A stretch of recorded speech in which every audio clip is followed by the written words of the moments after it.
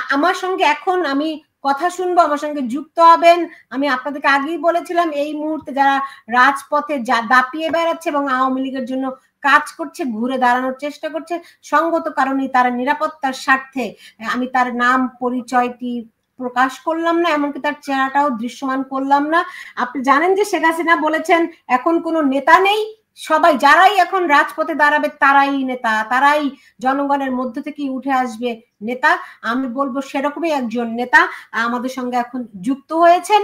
আমি জানতে চাই ভাই আপনার কাছে যে আপনারা কি কি কর্মসূচি গ্রহণ করছেন, যতটুকু বলা সম্ভব ওইটুকুই বলেন। কিভাবে ঘুরে দাঁড়াচ্ছেন, আপনাদের সামনে বাধা এবং চ্যালেঞ্জ গুলো কি কি আছে? জি, আসসালামু আলাইকুম সুলতানা আপা, আপনাকে অসংখ্য ধন্যবাদ আমাকে আমন্ত্রণ জানানোর জন্য।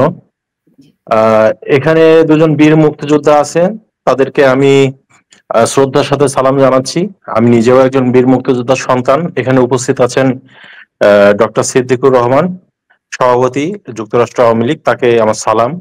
এবং লিসা আপা, যার গান শুনে আমি স্কুল লাইফে খুব উদ্বুদ্ধ হতাম, সবসময় শুনতাম। আমার বাবা তার গানগুলো চালাইতো, আমি শুনতাম। তো আপা আসলে 5ই আগস্টের পর থেকে আমি আগস্ট মাসের শেষের দিকে বাড়ি ছেড়ে যাই। তো এখনো পর্যন্ত বাড়ি ছাড়া আছি। সর্বোপরি আমি যে এলাকা সন্তান, আমি নামটা উল্লেখ করতে চাচ্ছি না, ওই এলাকাতে 5ই আগস্টের পরে আমরা মাঠেই ছিলাম। আগস্টের শেষ দিকে আর টিকতে পারি নাই মাঠে, প্রশাসনের কারণে। তো এরপর থেকে আমাদের চলতেছে এরকম ফেরারি জীবন। আমি সহ আমার বন্ধু বান্ধব এবং ভাই ব্রাদার কেউই বাড়ি থাকতে পারতেছে না, সবাই পলাতক। আমরা 5ই আগস্টের পর থেকে টোটালি নেতৃত্ব শূন্য। আমরা কোনো জায়গা থেকে কোনো দিক নির্দেশনা, এমনকি এখন পর্যন্ত আমরা যে কয়টা প্রোগ্রাম হাতে নিছি এবং যে কয়টা প্রোগ্রাম আমরা সফলভাবে করেছি, তার মধ্যে প্রায় 5টা মিছিল আমরা করেছি, আমরা সহ আমাদের ছোট ভাই ব্রাদার। কিন্তু দুঃখের বিষয় হলো, যারা 5ই আগস্ট পর্যন্ত নেতৃস্থানীয় ছিল বা নেতা ছিল যারা, তাদের কাউকে আমরা পাইনি এবং এখন পর্যন্ত তাদের সাথে আমরা কেউই যোগাযোগ করতে পারিনি। তারা নাম্বার চেঞ্জ করে ফেলেছে, এমনকি অনলাইনেও তাদেরকে পাচ্ছি না। যে কারণে যে কোনো সিদ্ধান্ত নিতে হচ্ছে আমাদের নিজেদেরই। এবং সর্বোপরি আমরা বর্তমানে আমাদের নেতা একমাত্র জননেত্রী শেখ হাসিনা, তার দিক নির্দেশনাতে আমরা চলতেছি। আমরা চেষ্টা করতেছি তার সাথে যোগাযোগ রাখতে। তো আসলে আমরা তো দল থেকে কিছু নেই নাই, দল থেকে কোনো কিছু পাওয়ার কোনো আশাও কখনো করি নাই, নিঃস্বার্থভাবে দিয়ে গেছি। আর সর্বোপরি খুব খারাপ অবস্থাতে আছি আমরা লাস্ট যে মিছিলটা আমরা করছিলাম, মানে আমাদের ছোট ভাই ব্রাদাররা, তারা ছাত্রলীগ করে না, তারা দলকে ভালোবাসে, নেত্রীকে ভালোবাসে, বঙ্গবন্ধুকে ভালোবাসে। তারা বিএনপি এবং জামাতের অত্যাচারে অতিষ্ঠ হয়ে বঙ্গবন্ধু গেরিলা বাহিনী নামে একটা ব্যানার করে তারা একটা মিছিল করে আমাদের এলাকাতে। তো মিছিল করার পরে তারা আর বাড়ি টিকতে পারে নাই, ওই রাত্রেই বাড়ি ছেড়ে চলে আসে। তো তারা সবাই স্কুলে পড়ে, কলেজে পড়ে। তো তাদেরকে তাদের ফান্ডের জন্য, তাদেরকে ফান্ডিং করার জন্য অনেক চেষ্টা করছি, আসলে কোনো জায়গা থেকে কোনো রেসপন্স পাই নাই আপা। অত্যন্ত দুঃখের সাথে বলতে হচ্ছে আর কি, কারণ বর্তমানে বলার জায়গা খুব কম।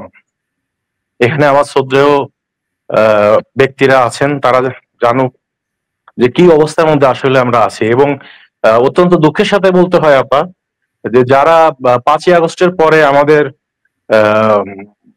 বন্ধু বান্ধব, ভাই ব্রাদার, ছোট ভাই ব্রাদার যারা অ্যারেস্ট হয়েছেন, তাদেরকে তাদের বেল করানোর জন্য, আদালতের মাধ্যমে বেল করানোর জন্য কোনো উকিল আমরা পাচ্ছি না।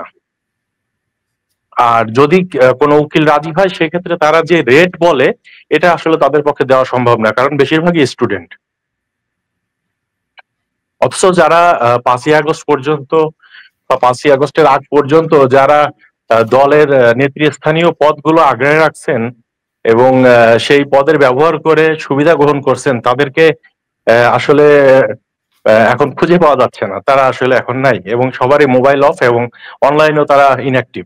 বাট আমরা যারা নিঃস্বার্থভাবে দলের জন্য করে গেছি, বঙ্গবন্ধুকে ভালোবেসে করে গেছি, নেত্রীকে ভালোবেসে করে গেছি, তারা এখনো আমরা অনলাইনে অ্যাক্টিভ আছি। এবং এ কারণে এই অনলাইনে অ্যাক্টিভ কেন, এ কারণে আমাদের বাড়িতে ডিবি, পুলিশ, যৌথ বাহিনী রেটও হয়েছে। তো সর্বোপরি আপা সব দিক থেকে আমরা ভালো নাই, কিন্তু দলের জন্য যতটুকু প্রয়োজন ততটুকু আমরা করব শেষ পর্যন্ত। এর শেষ কোথায় আমরা দেখব। এবং সর্বোপরি একটা কথাই বলি যে নেত্রীর শেষ ডাকের অপেক্ষায় আমরা আছি, আমরা প্রস্তুত আছি, নেত্রীর ডাকের অপেক্ষায় আছি। আমাদের একমাত্র নেতা এখন শেখ হাসিনা, অন্য কোনো নেতার দিকে আমরা চেয়ে নেই এবং তাদের ডাকেও আমরা সাড়া দিব না। জয় বাংলা, জয় বঙ্গবন্ধু।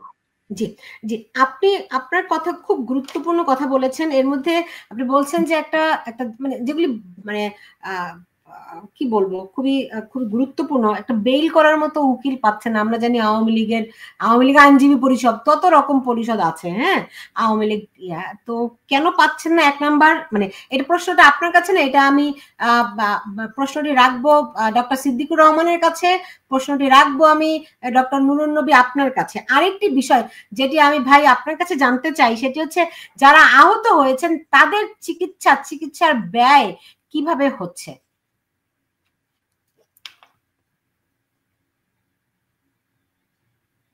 ভাই আপনি কি আমার কথা শুনতে পাচ্ছেন? কাকে প্রশ্ন করেছেন? যে আমাদের যেই নেতা এই মুহূর্তে তৃণমূলকে নেতৃত্ব দিচ্ছেন, আপনি শুনতে পাচ্ছেন আমার কথা? জি আপা বলেন। হ্যাঁ, আমি বলছিলাম যে যারা আহত হয়েছেন, আমি জানি অনেককে পেটানো হয়েছে, নানান ভাবে আক্রান্ত হয়েছে, আহত হয়ে হাসপাতালে চিকিৎসাধীন আছে, তাদের চিকিৎসার ব্যয় কেমন করে বহন করা হচ্ছে বা কিভাবে তারা এটি সামাল দিচ্ছে, আপনার জানা আছে কিনা?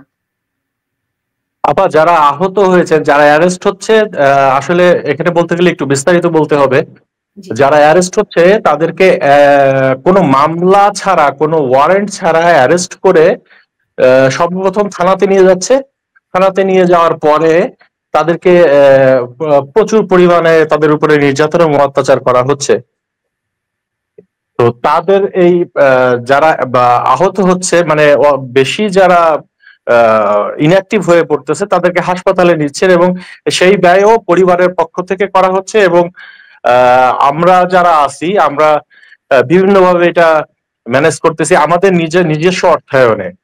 আমরা কোনো নেতার সাথে যোগাযোগ করতে পারতেছি না যে তার কাছে বলবো বা তার কাছ থেকে এনে আমরা সেটা দিব, সেটা কিন্তু হচ্ছে না। এটা সম্পূর্ণ আমাদের নিজস্ব অর্থায়নে তাদের পিছনে ব্যয় করতে হচ্ছে অথবা পারিবারিক ভাবে হচ্ছে।